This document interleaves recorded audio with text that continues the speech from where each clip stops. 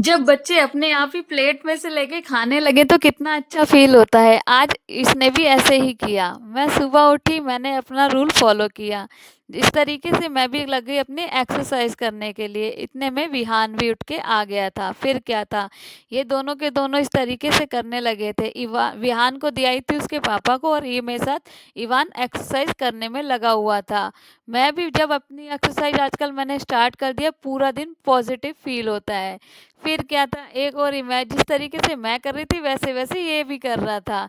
इसको भी बहुत ही ज़्यादा मज़ा आता है, मेरे साथ ही एकदम उठ जाता है करेक्ट टाइम पर ही। फिर क्या था, हमने भी अपनी एक्सरसाइज़ पूरी करी और दूसरी ओर मैं इसको बहुत दिन से देख रही थी।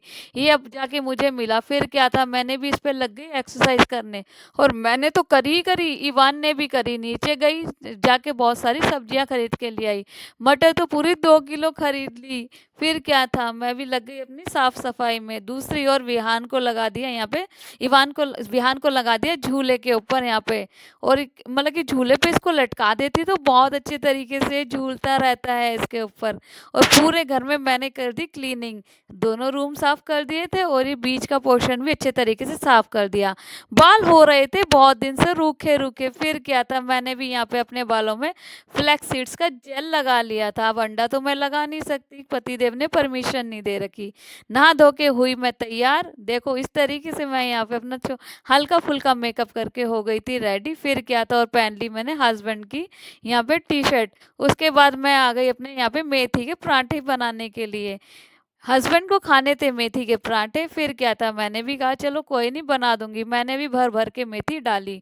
उन्होंने कहा थोड़ी-सी प्याज़ भी डाल देना इसके अंदर। फिर क्या था, मैंने भी हल्की-सी बारीक करके प्याज़ इसके अंदर ऐड कर दी थी।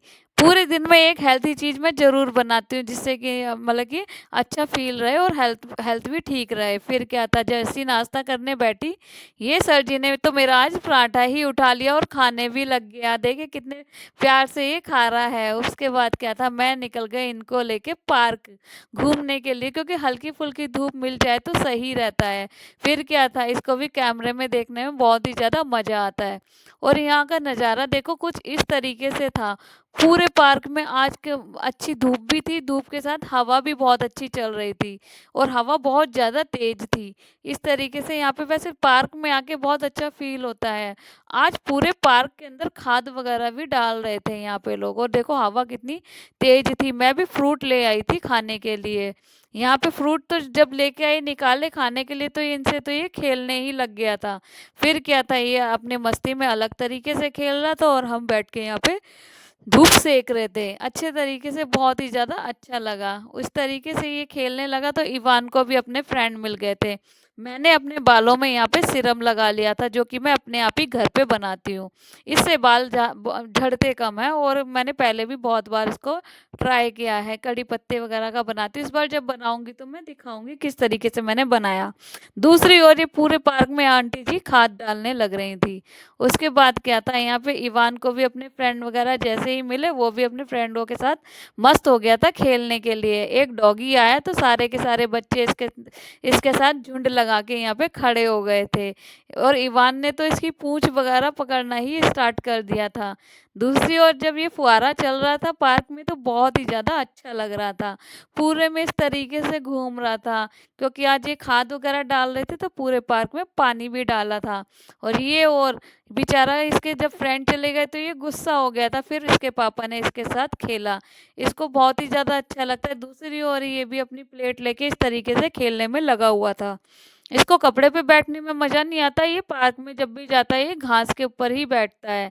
मैं बार-बार इसको कपड़े के ऊपर कर रही थी बट ये बार-बार घास के ऊपर ही जा रहा था और पार्क में जाते ही जैसे ही जाता है तो ये भी घास को इसके उखाड़ने लग जाता है, कभी मुँह में देता है, कभी कुछ करता है।